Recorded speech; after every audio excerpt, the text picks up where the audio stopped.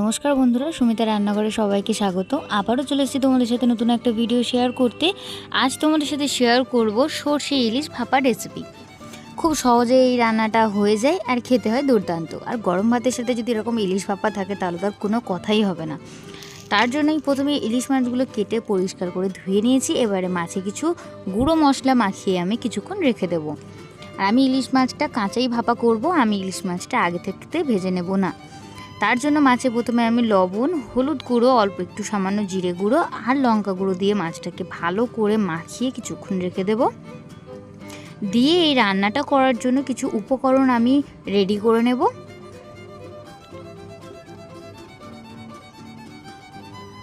প্রথমেই আমি সর্ষে আর পোস্তর একটা পেস্ট বানিয়ে নেব।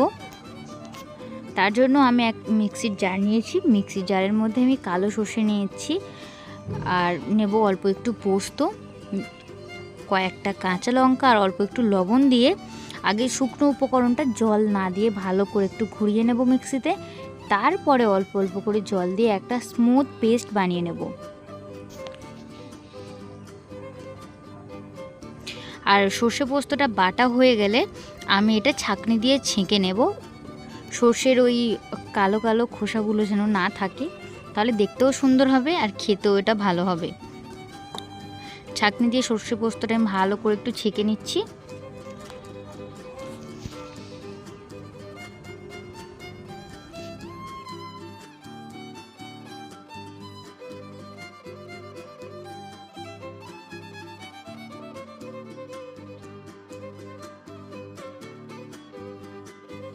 দেখো সর্ষে পোস্তটা আমি ভালোভাবে ছেঁকে নিয়েছি। আরও একটা মশলার ঘোল তৈরি করে নেব। তার জন্য একটা বাটিতে পরিমাণ মতো হলুদ গুঁড়ো, লঙ্কা গুঁড়ো, লবণ আর অল্প একটু জিরে গুঁড়ো দিয়ে অল্প করে জল দিয়ে ভালো করে গুলিয়ে রেখে দেব।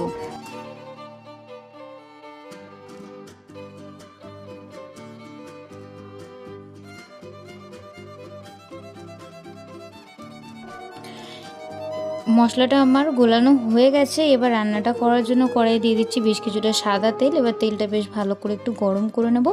তেলটা ভালোভাবে গরম হয়ে গেলে ফোড়নে দিয়ে দেবো আমি কালো জিরে আর কয়েকটা কাঁচা লঙ্কা। ফোড়নটা একটু বেশ ভালো করে একটু ভেজে নেব। ফোড়ন থেকে একটু সুগন্ধ বেরোলে আমি ওই যে মশলাটা গুলিয়ে রেখেছিলাম, গুঁড়ো মশলাগুলো, সেই মশলাটা দিয়ে দেবো।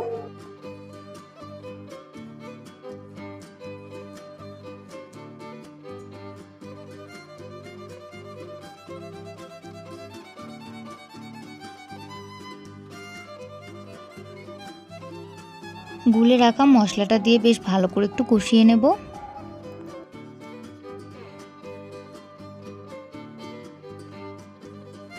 ভালো করে কষানো হয়ে গেছে। আমি যে মাছগুলো ম্যারিনেট করে রেখেছিলাম সেই মাছগুলো আমি তেলের উপর একে একে দিয়ে দেব। দিয়ে এপিট ওপিট হালকা করে একটু উল্টে পাল্টে দেব।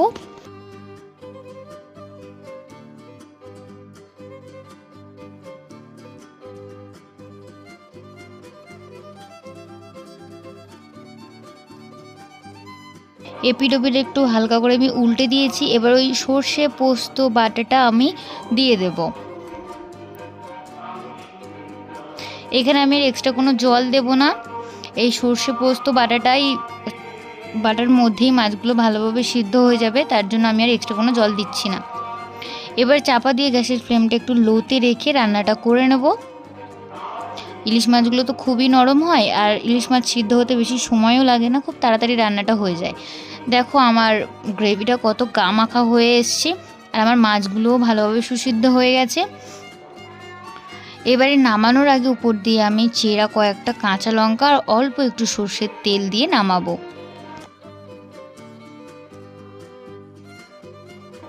একবার হলো এইভাবে সর্ষে ইলিশ ভাপা বাড়িতে বানিয়ে খেয়ে দেখো, গরম ভাতের সাথে জাস্ট ফাটাফাটি লাগবে খেতে। আর আমার এই ভিডিওটি যদি ভালো লাগে তাহলে like, comment, share and subscribe করতে ভুলো না। আবারও দেখা হবে নতুন কোনো ভিডিওর সাথে। ততক্ষণ সবাই সুস্থ থাকবেন, ভালো থাকবেন। ধন্যবাদ।